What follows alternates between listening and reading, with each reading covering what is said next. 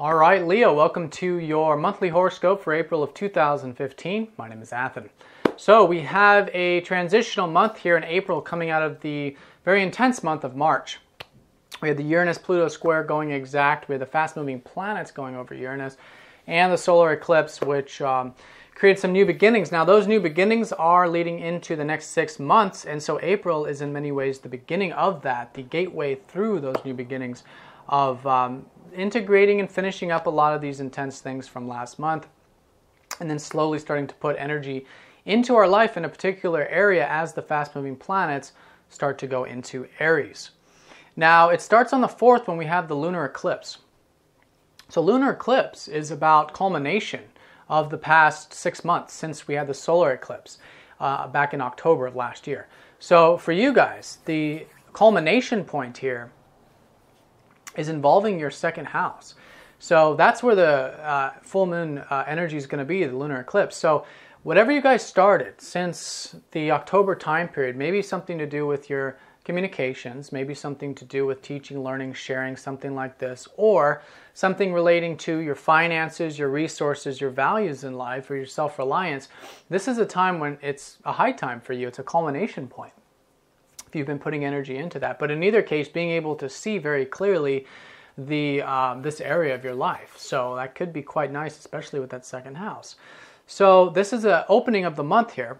So see that, learn from that, and balance that with a lot of the changes that are happening on the deep emotional level for you guys. You guys had all of this activity in your 8th house with Uranus last month, and we're still finishing up.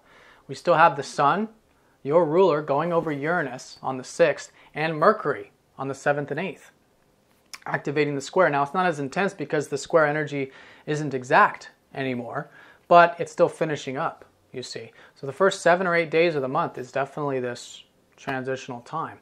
But after that lunar eclipse, we have that sun energy. So your ruler, breaking free of things that are perhaps holding you back, binding you. The 8th house, a lot of times with Uranus, is there's binding, there's something that is you're bound to, or that is binding you.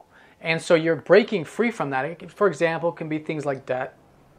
It can be things like some sort of exchanges or things you're involved with where you lose your power in some way through the interactions, shared resources, these types of things.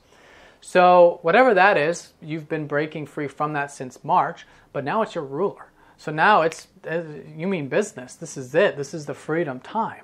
So this is great, and there is some nice aspects while that's happening. Mercury is trining up to Jupiter, so you're seeing the broadened perspective here, the open horizons in relation to it, because all this activity is going from your 8th house now into your 9th house. So you, Leos, are transforming this month. You guys already have Mars in that 9th house for the whole month, so you guys are determined, you're driven to get started with life, to put energy into your big picture goals, plans, philosophy, spirituality, travel perhaps, all these types of things. So now with Mercury and the Sun going to go join up with Mars in your 9th, it's coming out of the 8th house, which is the deeper stuff I'm talking about, into the light, into the open expansion element, you see. But it comes from this sort of breaking free. So you want to keep this balanced, of course, because it is still a square energy. And it's a balancing of Pluto transiting your 5th house. There's a lot of restructuring happening in your life in terms of what you consider enjoyable, what you consider fun and creative and lively and playful in life is going through a whole restructuring process. It's basically your zest for life is changing. Your creativity is changing. Your playful, the lighter side of life is changing for you. But that's a supportive element of all these, bigger changes that are happening. You just want to make sure you're balancing whatever this more serious stuff is with the 8th house, again with the bonds and the shared resources or the deeper elements of life. You want to balance that with having fun, enjoying yourself, and stepping into that power. Because with Pluto, you're learning the immense power that you have to enjoy your life, to have fun. So there's a balance there. Also with Mercury going over that south node in your 8th house, I think you can definitely learn about your past, learn about who you are, where you've transitioned from into this whole element. But yeah, be free, be your true self. just keep things nice and grounded, things nice and balanced here. Venus goes into Taurus here on the 6th, where she's in dignity. There's a lot of the personal planets that are nice signs. Like the sun is going to be exalted when he goes into Aries. We have Venus where she's in dignity. She rules Taurus. So the energies are definitely lighter this month than they were last month. There's no doubt. And so here on the 6th, when she goes into that Taurus, that's your 10th house. So with all of this transformational stuff, you guys now from the 6th onward, I think are going to see the enjoyment of whatever you're doing on the public level, or enjoyment through your work, or meeting relationships through your work. And that's really nice. And she's Venus is playing this role of like leading the way into the that particular area of your life as the fast-moving planets all go into that 10th house coming next month, you see. So enjoy yourself at work, enjoy the process, enjoy those relationships, especially from the 6th onward.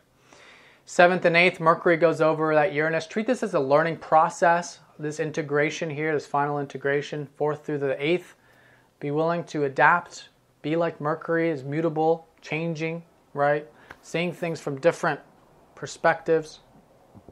Be like the bamboo, for the first 8 days here, especially regarding to those areas involving that 8th house, that 5th house, and even that 2nd house too.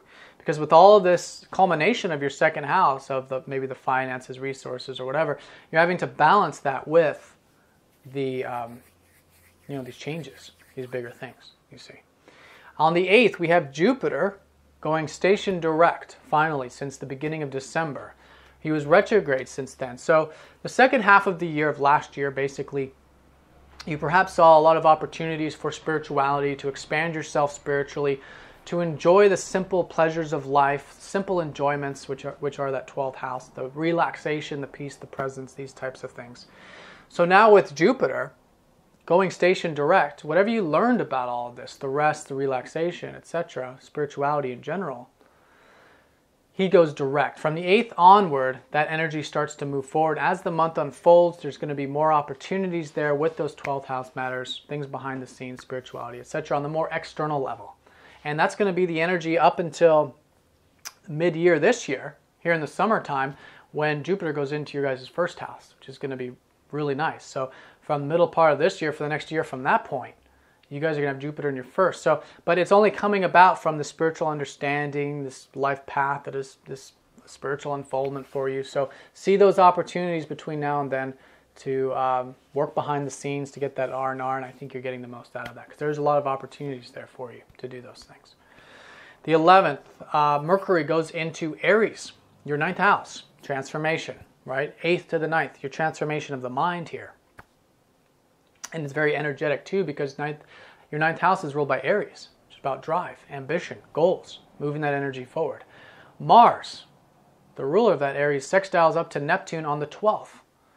So all of us, we're all going to see some sort of opportunities here. And I think for you, it might be opportunities from your life path, from things abroad. All of this transformation, it's broadening your horizons. And it might be through someone too, because Neptune's transiting your 7th. So it could be through relationships, something like that. So around the 12th, it's a sextile, it's an opportunity. So whatever that is, just keep your eyes peeled with anything involving relationships, especially things involving astrology, philosophy, divinity, spirituality, matters abroad. These are all 9th house related things. The 14th, the sun, your ruler, goes into Aries where he's exalted in your 9th house. Again, furthering the expansion. And for the next 30 days from the mid-month onward, this is opportunities, this is expansion, this is seeing the bigger part of life. It's very nice. Great time to do traveling, by the way. Great time to do philosophy, studying spirituality, anything that's 9th house from the 14th onward. 15th and 16th, we have Venus opposing up to Saturn. So with all of this enjoyment, perhaps through your work, you want to balance that with this restructuring that's going on at home. There's an emphasis here, 15th and 16th, balancing work and home, or public life, domestic life. And with Saturn retrograde, you guys recently started putting constructive energy towards home and family towards the tail end of last year, around October, I believe, October, November. And so whatever that is that you've been building and structuring with home, family, past roots, you want to balance that with the enjoyment that is shaping up and taking place with your work this month, especially mid-month, and vice versa. Keep that, if there's too much emphasis on work, and make sure you don't neglect the domestic life. There's too much work, because Saturn can sometimes be work, too much emphasis on, home, family, domestic. Make sure you're enjoying your work. That's where the relationships are. That's where the pleasures are, you see. On the 17th, Mars squares up to Jupiter. On the 18th, we have the new moon in Aries. And then on the 19th, we have Venus squaring up to Neptune. Okay, I said it all at once because they're all very connected here. The new moon on the 18th is in that 9th house. So there's new beginnings shaping up with your life path this month, or with philosophy or spirituality. Whatever it is that's 9th house related, maybe travel, something like this, overseas matters. So with those new beginnings, you've got, I think, an ambition here. I think you guys are driven. Now here's my greatest advice. It's from the 17th, 18th, and 19th, and even the 20th. Use it as a reflective time. Because the new moon, the energies are low, and I think that there's a lot of ambition with that Mars-Jupiter energy, which is fine. You want to use that to maybe do some planning, maybe do some thinking, some envisioning. Not really an action time. Okay, so it's a square, and that's why I'm sort of cautioning against rushing into anything. Then on the 21st and 22nd, Mars trines up to Pluto while conjunct up to Mercury from that 9th house. So that's very, very nice. So this is about enjoyment, again, because we're activating the Pluto energy here. It's about creativity. It's about entrepreneurship. It's about small business. It's about taking risks. All this is 5th house stuff, but it's about you taking risks because you enjoy it, because it's something you enjoy in there. So the trine up from the 9th house, if you're thinking about doing any of these 9th house related things, wait until the 21st, 22nd, or creative things, to do those. You see, once that energy starts to move forward and we have that positive trine up to Pluto. Excuse me. On the 26th, we've got Venus sextiling up to Uranus. All right. So this is an opportunity, perhaps through work, with Venus. Venus is going to be in your 10th. Uranus is going to be in your Uranus is going to be in your 8th. These transformations. So it could be something, again, relating to this shared resources or something that is creating this freedom and whatnot. Anyways, around the 26th, look out for those opportunities with work, probably. The 27th, Mercury goes into Taurus, your 10th house, to join up with Venus for the next 3 weeks. So that energy there is going to be, again, thinking about work, exchanging, teaching, sharing through your work during that time, from the 27th onward. On the 29th, we have the Sun sextiling up to Neptune, your ruler. So there's opportunities here too, especially for you Leos. And it's opportunities through your 9th house, through relationships perhaps, because Neptune is transiting your 7th. So you guys are going with the flow with relationships, or perhaps developing spiritual relationships right now at the moment. And so a sextile up to the Sun could be opportunities to maybe do some of those 9th house related things as well. So you can see from that new moon, from the 21st onward, things start to move forward, and there's more opportunities and things like this leading you into May. All right, Leo, I hope you guys have a fantastic month. Let me know if you have any questions. Please subscribe if you're new to the channel. Check out the daily, weekly, and yearly horoscopes as well. And I hope you guys have a great time. I'll talk to you next time. Take care.